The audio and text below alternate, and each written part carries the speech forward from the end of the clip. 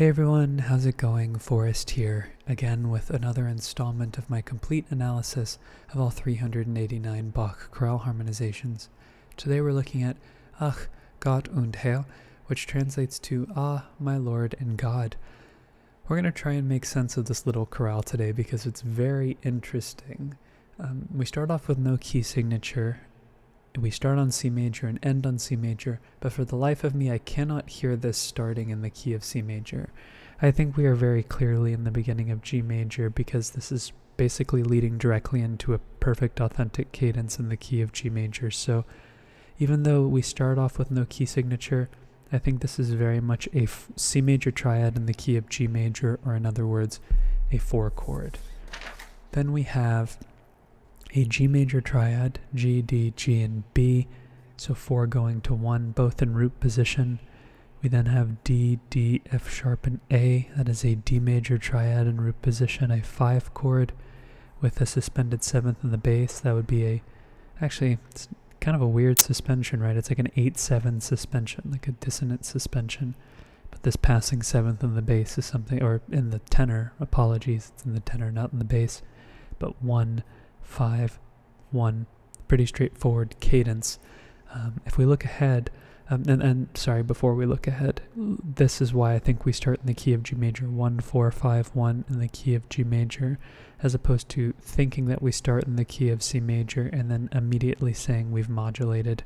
I just hear it all in the key of G major and the analysis just looks better. Okay, now looking ahead, we have we have a perfect authentic cadence in the key of C major at the end of the next phrase. So how do we go about analyzing this? So here we have C, C, E, and G. In the key of G major, that is another C major triad, root position.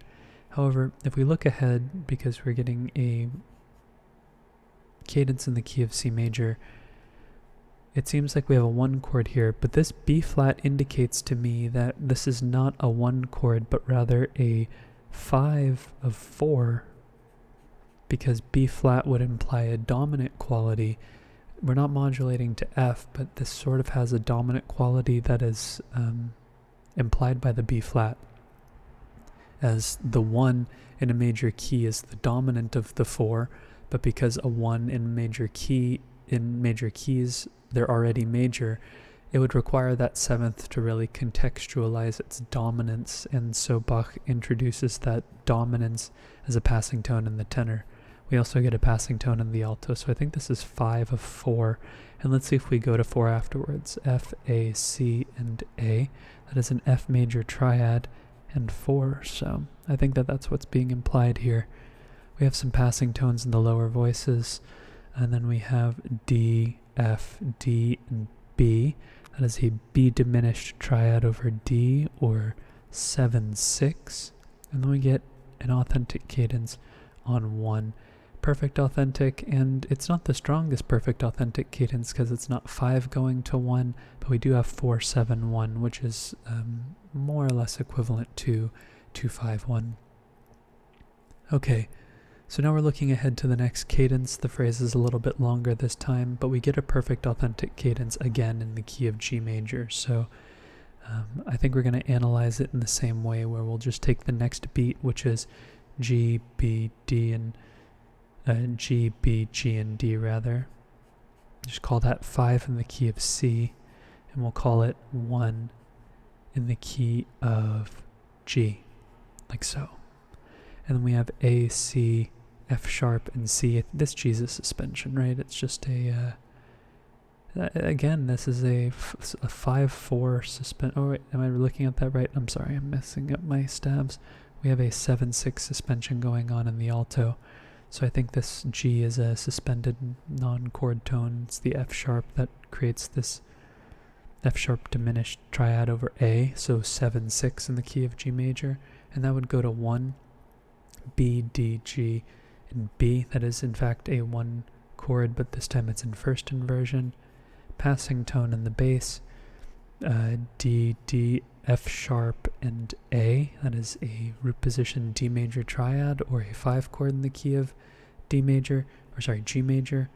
Then we have G, D, G, and B. 5 usually goes to 1. We have a non-chord tone in the soprano. And then we have C, E, G, and A. Bach loves his 2, 6, 5 chords. In this case, it's an A minor 7 with the bass being a C, so it's first inversion. Then D, D, F sharp, and A. This is a cadential formula that Bach uses all the time. Passing 7th in the tenor, then we cadence on 1. So looking ahead, we have another cadence on G major here, but look at the chord that precedes it, C, E, G, and C. That's a 4 chord, so this is not an authentic cadence, but this is rather a plagal cadence. We don't see them all that often, but we do see them from time to time. So we're still in the key of G major here. In fact, we're in the key of G major for the next 2 cadences, and it's not until the last cadence that we get a modulation to C.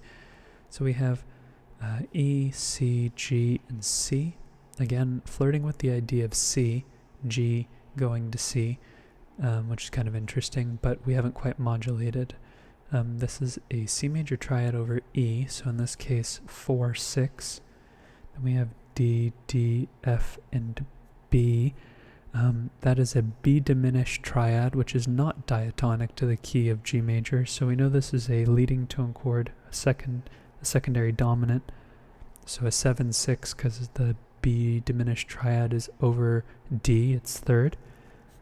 And that would be of C. And C is the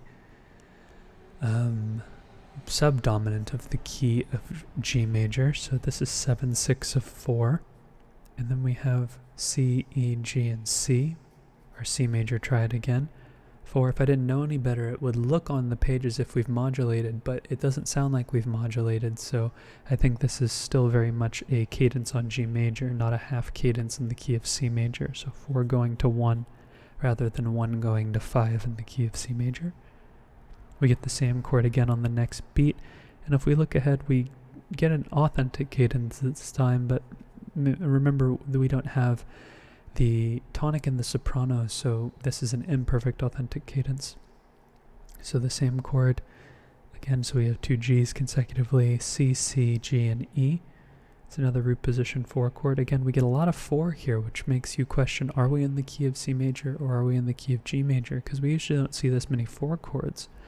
And because G major and C major, C is being treated like the 4 of the G major scale, but G is still the dominant of C. It's an interesting relationship to see used in such close proximity to one another. Passing tone in the bass, A, C, F sharp, and D. That is a D7 chord over A, so that would be 5, 4, 3. Passing 7th on the bass. And then we have G, B, G, and D. It's a 1 chord. So this is imperfect for the main reason is that we don't have the tonic in the soprano, but we also don't have like a root position 5 chord, which kind of weakens the effectiveness of the cadence. But grammatically, it's preparing for a cadence in the key of C major. So we're going to get a modulation at some point. And this is perfect authentic. So here we have E, C, G, and G. Another 4 chord. Still doesn't sound like we've modulated yet. When we hear this F sharp here, we still have this idea of D major in our heads, and more specifically D7 over F sharp, so this would be 5, 6. And then we have G sharp, B, D, and B. That's a G sharp diminished triad, which is not diatonic to the key of G major, so that would be 7 of 2, right? Because G sharp is the leading tone to A, and A is the supertonic of the key of G major. And here's A minor, A, E, C, and C. So there's our 2 chord. It's going where we expect it. This section sounds like A minor here. So once we get to this A, we reverse the accidentals. And I think this is where we've modulated. So we can go ahead and call this 2 chord now a 6 in the key of C major because A is now the submediant. Have some passing tones in the tenor and the soprano. And then we have G, G, C, and E. That is an E major triad over G. A 6-4 chord, right? Because it's over the 5th of the chord. But it's a passing tone, so that's okay, even though it's fleeting. Then we have F, C, A, and F. Goes to a root position 4 chord. Still seeing 4 even in the context of the fact that we're in the context of the last key that we're in, which is really interesting. And here has to be the most interesting chord of the entire chorale. We have G, C, G, and D. Now I think all in all what's being implied here is that this C is a suspension. What I really think is going on here is that this is just a big 5 chord, and this C is an accented non-chord tone, because all that's really happening is that we're getting a kind of a similar formula right here, where instead of getting a 2-6-5 because of everything that's present, because of the formula that's being applied here, this C is being suspended. And really this is just a big 5 chord with like a suspended, or not a suspended 7th, but a passing 7th in the alto here. So I really do think this is just a big 5 chord, and this is just a suspension, and then we cadence on 1. But really this interesting chord, G, C, G, and D, then G, B, G, and D. Really the only difference between these two chords is the C. And that took a couple of different takes, because or a couple of different takes during my analysis, not so much during the video, because I'm like, how do I analyze this chord? This is like a chordal harmony, like it's just ascending fourths. How do I analyze this? And I'm like, oh no, there's just a suspension happening right now. We've seen suspensions happen in this format where we have a chord that's almost tertian turn into a tertian triad on the next beat without a tie or a syncopation. Bach does that from time to time, so I must remind myself not to get confused over this sort of thing. All in all, this is a really fascinating chorale. Just the oscillation between C and G, and still highlighting C so much in the key of G major, it gave it a very modal feel. It was a very modal feeling chorale, even though C major was implied, G major was projected onto the C major melody. It just sounded very interesting, but all in all, it was a very beautiful chorale. I'm also very relieved that it was a short chorale for today, because I had a very long day. But that being said, thanks again so much for watching the video. I hope you enjoyed the analysis. I'm looking forward to tomorrow's video, and take care.